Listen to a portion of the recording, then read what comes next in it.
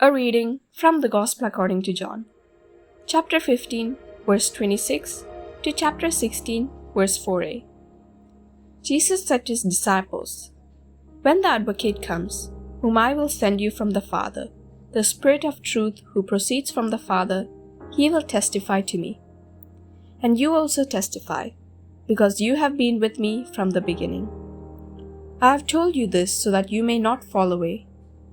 They will expel you from the synagogues.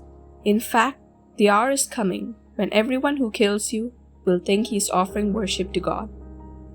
They will do this because they have not known either the Father or me. I have told you this so that when the hour comes, you may remember that I told you." When the Paraclete comes, whom I will send to you from the Father. With these words, Jesus promises to send his disciples the Holy Spirit, the ultimate gift, the gift of gifts. Look at the apostles. They were alone that morning, alone and bewildered, cowering behind closed doors, living in fear and overwhelmed by their weaknesses, failings, and their sins, for they had denied Christ. The years they had spent with Jesus had not changed them. They were no different than they had been. Then they received the Spirit and everything changed. The problems and failings remained, yet they were no longer afraid of them, nor of any who would be hostile to them.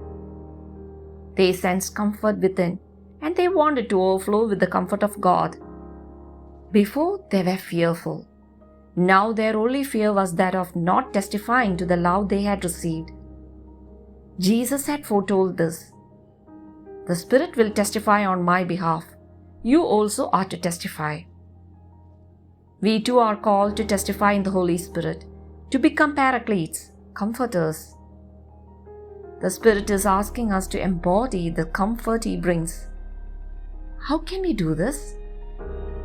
Not by making great speeches, but by drawing near to others. Not with trite words, but with prayer and closeness.